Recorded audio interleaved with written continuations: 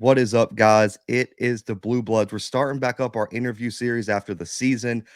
Man, who better to kick off this postseason than the season leader in sacks for the SWAC this season? Samford transfer, first team Blue Bloods, all SWAC selection, was a freshman All American at Samford. My guy Nelson Jordan the second, man. Nelson, appreciate you joining me, man. How have things been now that the season's kind of wound down for you guys? Man, I appreciate that intro, man. That was amazing. I appreciate that one. But just for the season is as for me, everything winding down. It's really time to get to business now. You know what I'm saying? You start looking for agents and things like that where you want to train, different scouts reaching out to you and things like that. So I'm just really soaking it all in right now, man. Just asking as many questions as I can ask and just trying to make sure I'm staying on top of everything, being really urgent about how I move and what I get into. Man, I love it. But let's go back to the start of your career, and we'll work back to where we are today. But you committed to Sanford out of Starkville, Mississippi. You were a freshman All American, all freshman, all conference for the freshman team as well. What were some of the keys to being an instant impact player as a true freshman at Sanford? Man, really just taking the process serious, and even before I stepped on campus, I had a lot of great influencers in my ear, like my trainer Tom Campbell. I was training with Willie Gay, Kobe Jones. Then on top of that, we just had a phenomenal high school. Like a lot of the things that I stepped onto campus at Sanford was from things that I, got from high school. So it was really the people that I had in my ear at that time, and just me just wanting it. Like I wanted it. Like I wanted to be great as soon as I stepped on the field. And so I kind of took that red shirt year that I had when I first got there, and I just took it serious. Like at first I was kind of, confused why I wasn't playing off rip. But I just soaked it all in and I embraced the process. And I said, if I don't play this season, like whenever I do step on the field, like they got to see me. So like I was just taking the process serious, like when other people probably wouldn't have took it serious. So that was the biggest thing for me. And Sanford has a long history of sending guys to the league. And I think you were a guy that shocked a lot of FCS guys that was like, man, Nelson Jordan's transferring from Sanford, 1 year left remaining. What were some of the factors that played into your decision to leave Sanford as a graduate transfer this all season? Yeah, for sure. So for me, man, I wanted to change the scenery. I wanted something new. I wanted something fresh. And then on top of that, man, one of my closest friends, Joshua Long, he actually transferred to Alabama State from Sanford as well. And he kind of called me when he found out I was in the transfer portal. He was like, "Look, man, we need you. Like it's a big opportunity for you here, man. Like come here and you gonna ball. You gonna do everything you want to do." And so, I just kind of I weighed out my options and things like that. And I just wanted to go with Alabama State, man. Like they was a school that believed in me. Coach Eddie Robertson, one of the big ones. Coach Lewis, our defensive coordinator, the D line coach, Coach Williams, my defensive back coach. Like they just believed in me and they wanted me as soon as I hopped in. So I just weighed my options out, and Alabama State, that was a school for me. Great decision to lead the SWAC and sacks, had a huge season. But we see the transfer portal becoming a more popular thing as the years go by. I mean, I think I saw the other day there's already almost 3,000 players, and the season ended like a Yeah, week ago that's in the yeah, that's portal. crazy. It's insane. What would your advice be as an older guy who has been through this experience to players who may see this and be considering in the transfer portal? What would just be one or two pieces of advice for those guys from your perspective? Yeah, most definitely. For the guys that's considering, well, I'll put it like this: for the guys that's considering jumping into the transfer portal, like make sure that you weigh out your pros and your cons about the situation that you're in right now and the potential situation that you will get into. Um, for me, like whenever I was about to jump into the transfer portal, I just had to weigh my options out. Like I had to weigh where I was at the time and the potential options that I would have received whenever I hit the transfer portal. So I'll tell the guys, whoever they pray to, man, make sure you pray. Um, you got to bet on yourself when you in the portal, man. You betting on yourself. I call it's free agency in college right now. So you really got to bet on yourself. You got to know what you want when you jump into the portal. You have to be very adamant uh, on what it is that you want. You got to make sure you make those phone calls, be by your phone and things like that. And I would say, man, it's the connections and the relationships that you have with previous coaches, previous players, or players that's on teams now that'll kind of get you through on the other side. So it's all about those relationships and you just being adamant about where it is that you want to go whenever you do hit the portal. 1,000%, man. The biggest thing, I've said on this platform is, man, informed decisions. You got to make Yeah, informed decisions. There's too many guys that I've seen go to places, and I'm like, why would you go there? There's facts. not playing time. The coaching staff's not a fit the scheme. But like you said, informed decisions and knowing and betting on yourself is the biggest key. But Eddie Robinson Jr. steps in, first year head coach for Alabama State. You guys had a solid season for his first year. A lot of people, Mhm. though, wonder, what is he like behind the scenes? We haven't had a lot of time as media to get to know him just because it's only been a few months of him being the head coach there. But for the players and behind the scenes in the locker room, how would you describe Eddie Robinson Jr. as a coach? Oh man, Coach Robinson. He's just one of the coolest guys you'll run across, man. Very smart. He's just one of those guys that you have a pleasure of meeting whenever you come by him. I just remember the first time I heard him speak in front of the team, and it was a very open and vulnerable conversation that he had with the team. And I just told him, man, like, I really appreciate you saying that. Like, I learned so much from him just with one conversation that I had with him and the one time that he got up in front of the team. But it was just he's just an amazing guy, man. He's one of those coaches that, even though it's his first year, he's definitely gonna have a great career as a head coach at Alabama State, wherever he is. But he's gonna do great things. Like, obviously, he played in the NFL for 10 years and things like that, so he has the mindset to kill the game in coaching. So the future is super bright for my head coach, and he's just an amazing guy, man. Laid back. He doesn't really yell a lot. He's just one of those guys that you come up to him. He's a genuine guy. He's just somebody that you just would love to have a relationship with, for real.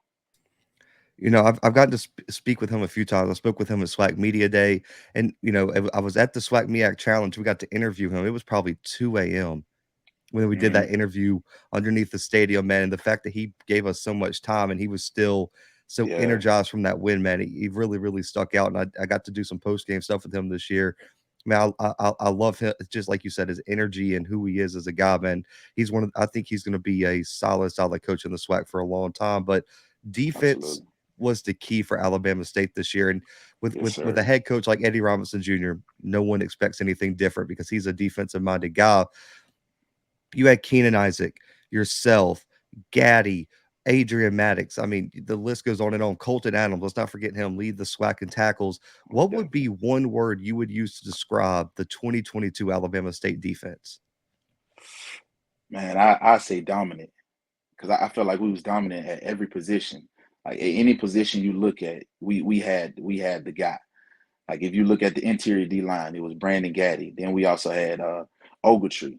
Then you look at me at end, and then you look at Keenan Isaac out on the outs on the island out there. Then you look at Adrian Maddox. Then you look at Colton. Then you look at Urshad Davis. It's just like we was stacked. And so I just felt like, even the way we played against Jackson State, like, people can see how dominant we were, and just not only how dominant we were, but the potential that we have to be even better next year, like with the guys that they bring in. So I just say dominant, man, dominant. I love it, man. You guys had a bunch of talent this year, and it showed in postseason awards and play on the field. Looking back this season, man, your one season at Alabama State, which game this season was the most memorable game for you personally? Uh it'll have to be the Magic City Classic for sure. Like, that was one in a lifetime experience for me, man. Like, just coming to the SWAC on my last year. I always heard about it because I was always in Birmingham at Samford. And, like, guys would be like, what time my game is, so we can see if we can slide to the Magic City Classic like after. But I never really got to go while I was in Birmingham. But for me, that was the most memorable game, just moment for me, man. Just winning that, and then we haven't won since, I think, 2017.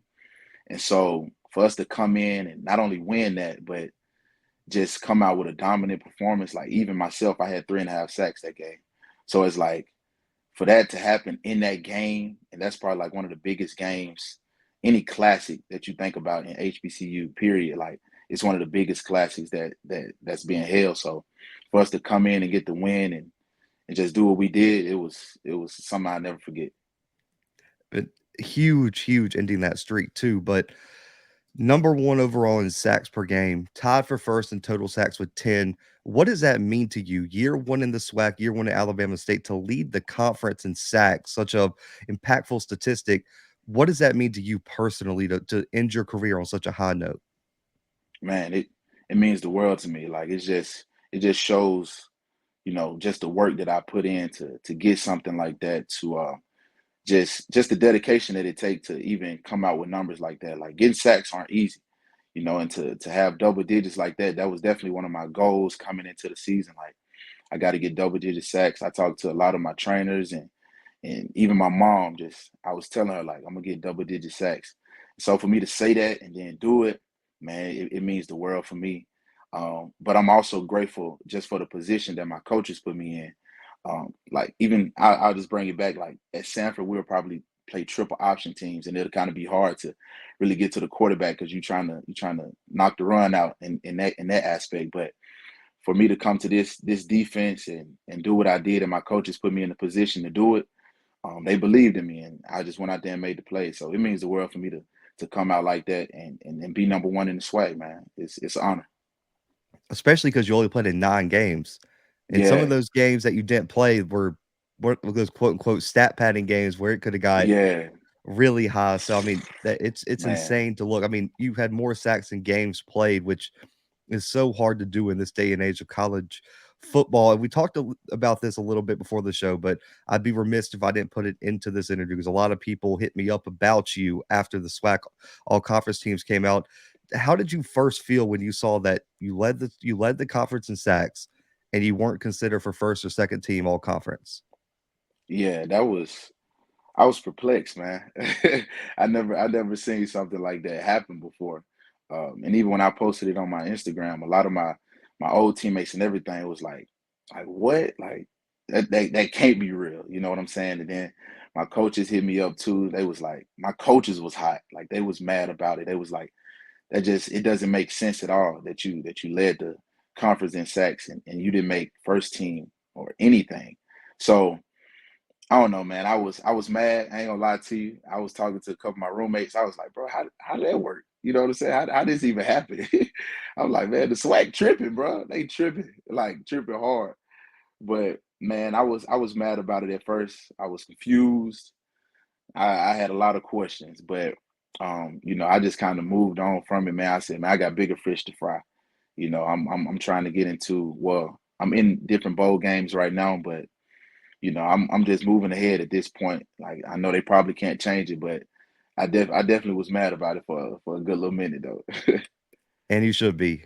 And you should be. Yeah, I don't for blame you sure. one bit. I was mad about it, and I was on social media and everything going. I was like, that might have been the first time. I think I've covered college football for a while, FCS football. That could have been the first time ever. I think that might have happened Man. off top of my head. I can't think of one, but man, switching gears a little bit. Your college career is coming to a close. Looking at true freshman Nelson Jordan and comparing him to the guy I'm talking to now, how has your game on the field evolved the most over these past 4 or 5 years? Oh yeah, most definitely. I feel like, coming from my freshman year to now, I've gotten faster, stronger, of course, but just my knowledge of the game has went to a whole nother level. Certain things that probably I would have slipped up on my freshman year, it's easy to me now on the field. So it's like everything is like second nature. Everything moves faster. Well, moves slower in a sense, but I move faster. Um, so I just think that, my experience and, my speed and my strength on the field, for me, that has been one of the things that has evolved for me just overall. And then just my overall knowledge of the game. Like not only knowing my position, but knowing what the linebackers do and the safeties do. So that, whenever a play is called, I know where everybody is. So it's like I know where I need to be and when I need to make the play that comes to me. So yeah, that's definitely it. The knowledge of the game, man, and my experiences. It's been one of the biggest And things. I get that so much on the show that like the speed of the game is always the biggest change. They were just Yeah, everyone talks about that. It almost seems like you're playing like a whole different game at that point when that game slows down for you. So, facts. and very consistent with that one. But shifting to the end of the interview, man, I got some quick hitters here, man, just to kind of let people get to know you a little bit better. Your welcome to college moment where you're coming into the game for the first time and you're just like, okay, this is different. I got to step my game up. What was your welcome to college moment in your college career?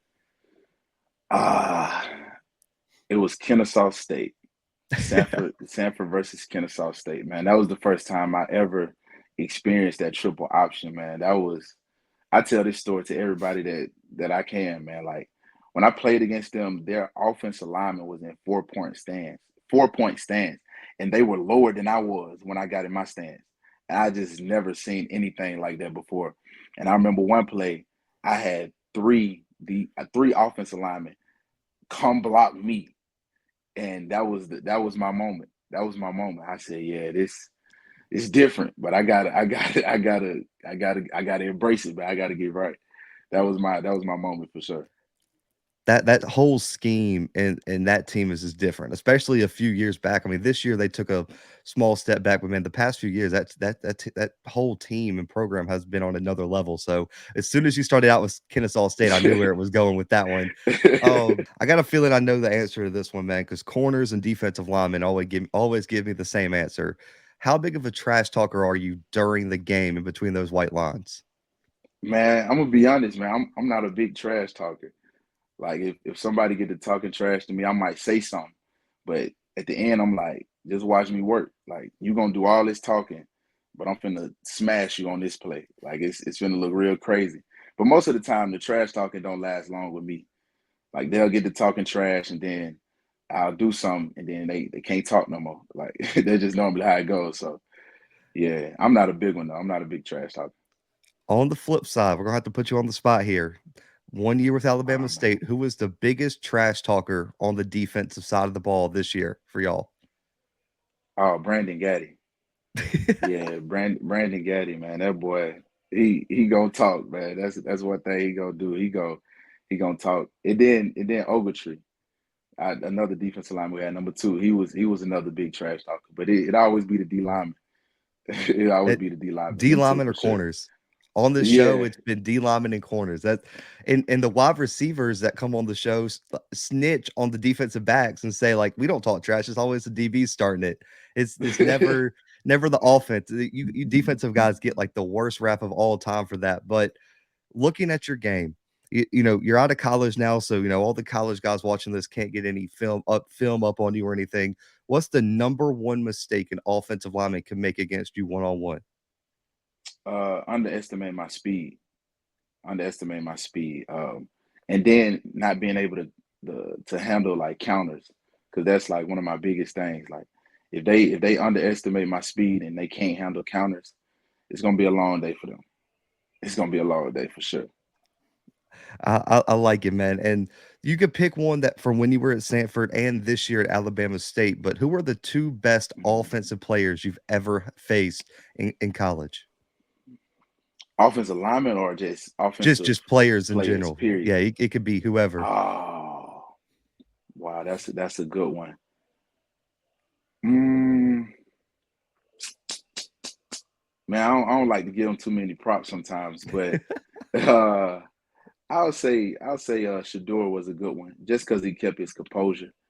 But I hit him a lot that game anyway, so I thought he was gonna lose his composure, but he didn't. Um, what's another one, man? Mm, and you said I can choose between this season with Alabama State or Yeah. back at Sanford.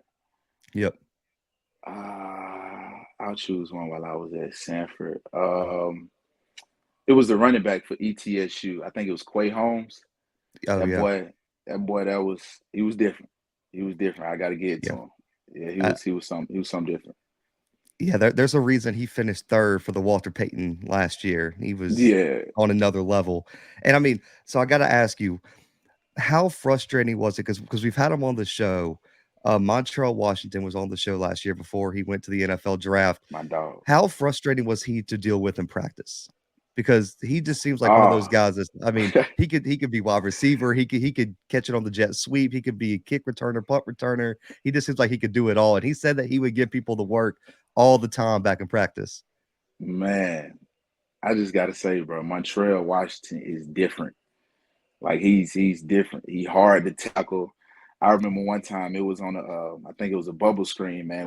It was in a scrimmage, and I was running towards him, and I was tracking the near hip, like I was tracking his back hip, and I just knew for a fact he couldn't see me out of his eyes, but it's like he saw me the whole way, and he just stepped back, and I just went flying. I was like, how did he see me? Like how? Like it's no way he saw me, but like he was something else, man. He was fast, he was quick.